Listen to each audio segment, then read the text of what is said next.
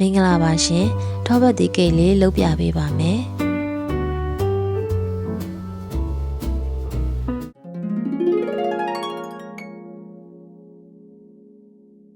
အရင်ဦးဆုံးကိတ်လုံးမဲ့ပါဝင်ပစ္စည်းတွေကိုလိုအပ်တဲ့အချိုးစားလိုက်အသင့်ပြင်ဆင်ထားပါမယ်မုတ်ဖုတ်မဲ့ဘန်းကိုလည်းဘေကင်ပေပါခင်းထားပေးလိုက်ပါတယ်ချီပုံကိတ်မျိုးစားလုံးမှမို့လို့ကြက်ဥလေးလုံးကိုအနှစ်သက်သက်အကာသက်သက်ခွဲထားလိုက်ပါတယ်ကျုပ်အကာထဲမဲ့ပကံတော့6သွေးပြီးတော့တန်ရှင်းနေရပါမယ်ရှင်မဟုတ်ရင်တော့အကာကိုမရင်းရိုက်တဲ့အခါမှာမပွားလာပဲနဲ့ပြတ်တတ်ပါတယ်ကျုပ်အနှစ်တွေကိုသမသွားအောင်အရင်မွေးပါမယ်ပြီးရင်ကိတ်ကြုံ120 gr ထည့်ပါမယ်အစစ်အခဲလေးတွေမဖြစ်စေရန်အတွက်စကားတိုက်ချပေးလိုက်ပါတယ်ပြီးရင်ဘေကင်ပေါင်နာ5 gr ထည့်ပါမယ်သမသွားအောင်ခဏမွေးပေးလိုက်ပါမယ်ရှင်ထောပတ်စီ20 gr ထည့်ပါမယ်ဟင်းသီးဟင်းရွက်စီ50 gr ထည့်ပါမယ်ရှင်စီထဲတဲ့နေရာမှာ2မျိုးပေါင်း80 gr သုံးထားပါတယ်ထောပတ်စီကြီးပဲ80 gr ထည့်လို့ရတယ်လို့ဟင်းသီးဟင်းရွက်စီကိုပဲ80 gr ထည့်လို့လည်းရပါတယ်ရှင်နွားနို့ကြိုပြီးသား150 ml ထည့်ပါမယ်ပြီးရင်တော့တီချာလေးနှက်ဆက်သွားအောင်မွေးပေးလိုက်ပါမယ်ရှင်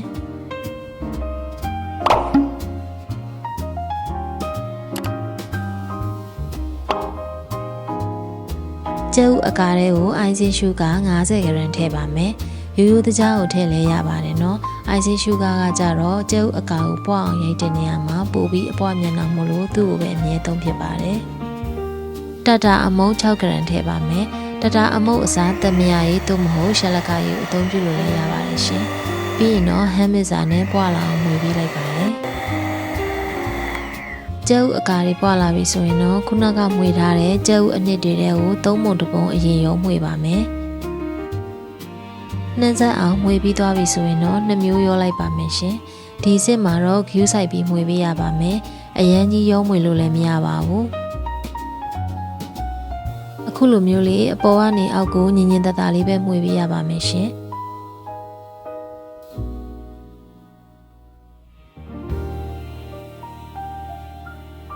ပြီးရင်တော့အသင့်ပြင်ဆင်ထားတဲ့ဘန်းတွေကိုထည့်ပြီးတော့လေပူပေါင်းလေးတွေထွက်သွားအောင်3-4ချက်လောက်စောင့်ပေးလိုက်ပါမယ်မီယာ160နဲ့ကြိုတင်ပူပေးထားတဲ့အာဘန်တွေကိုမိနစ်30ထည့်ဖို့ပါမယ်ရှင်ကိတ်ကျက်သွားပြီဆိုရင်တော့မုတ်ပန်းတွေကိုနည်းနည်းလေးစောင့်ပေးလိုက်ပြီးတော့အေးခံထားလိုက်ပါမယ်ကိတ်ထဲကိုထည့်သုံးမဲ့ခရင်ရိုက်ပါမယ်ဝှက်ပင်းခရင်နဲ့နေတာမို့လို့ဝှက်ပင်းခရင်အမှုန့်နဲ့ပဲရောပြီးလုပ်လိုက်ပါတယ်ဝှက်ပင်းခရင်အမှုန့်ကိုခရင်ရိုက်လို့ရှိရင်အမှုန့်တစားရေသို့မဟုတ်နွားနို့နှစ်စရိုက်ရပါတယ်ရှင်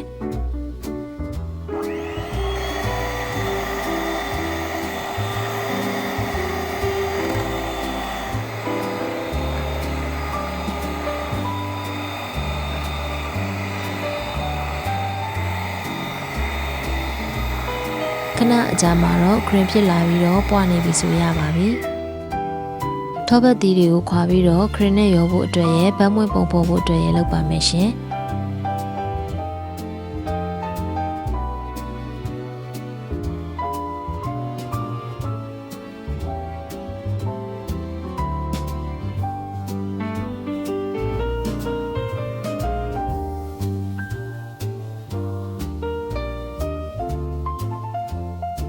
နှင်းစီပန်းပွင့်ပုံစံမျိုးလေးလှုပ်ထားလိုက်ပါတယ်ရှင်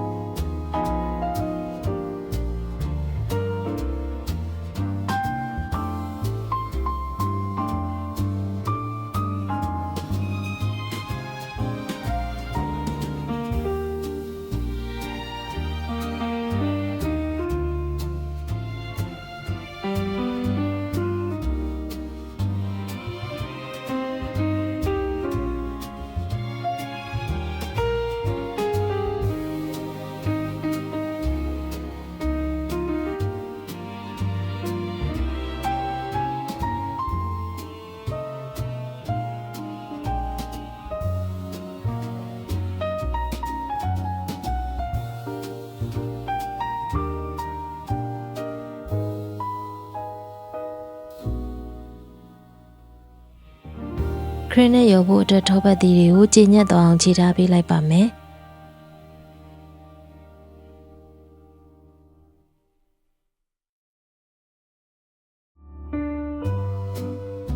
ဟမ်းမစ်စာနဲ့ပါထပ်ပြီးမှွေပေးလိုက်ပါမယ်ရှင်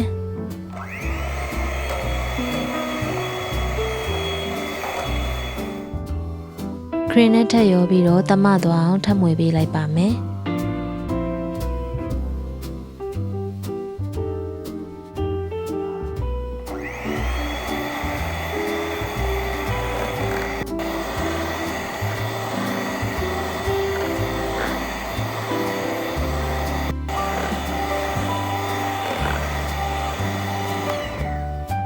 ပုံဖော်ဖို့အတွက်ခရင်ကိုပိုက်ပင်ဘက်ထဲကိုထည့်ပြီးတော့ပုံဖော်ကောင်းဆွတ်ထားလိုက်ပါမယ်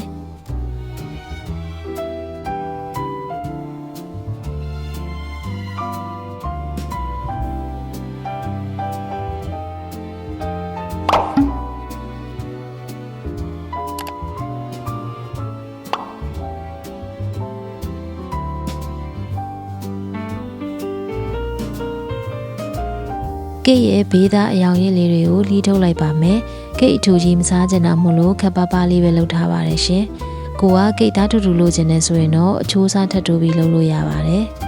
။အခုလို့ပြထားတာကတော့ရှစ်လက်မပန်းဆိုင်ပါရှင်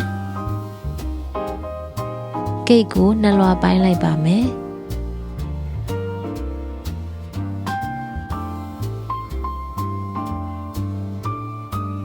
ထောပတ်တီရောထားတဲ့ခရင်နဲ့ထည့်ပါမယ်ရှင်။ထောပတ်တီအရသာနဲ့ခရင်ရဲ့အစိမ့်အရသာပေါင်းလိုက်တော့အရန်စားလို့ကောင်းပါတယ်။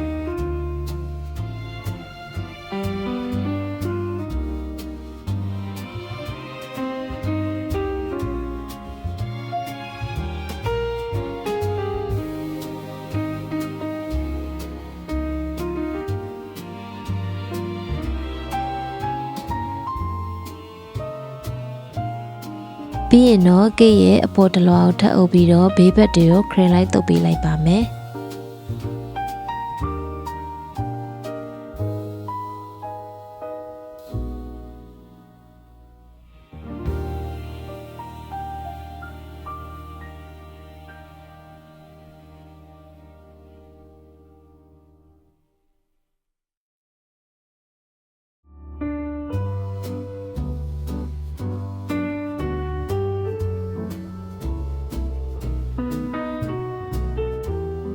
အပေါ်ဆုံးမျက်နှာပြင်ကိုတော့ထောပတ်တီခရင်မဲထည့်ထည့်လိုက်ပါတယ်ရှင်။ပြီးရင်တော့ကိတ်လှလှလေးပုံစံဖြစ်သွားအောင်တော့လိုက်ပြီးတော့အလှဆင်ပေးလိုက်ပါတယ်။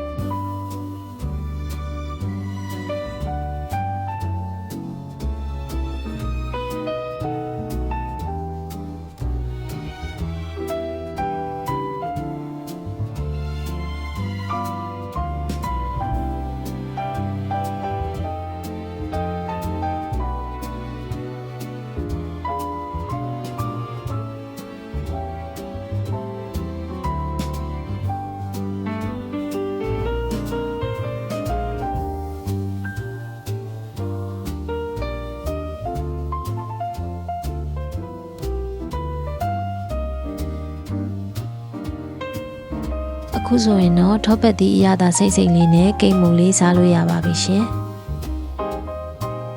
အဆုံးထိကြည့်ရှုပေးတဲ့အတွက်ကျေးဇူးတင်ပါတယ်ရှင်။အားလုံးပဲကိုယ်ကျန်းမာစိတ်ချမ်းသာကြပါစေရှင်။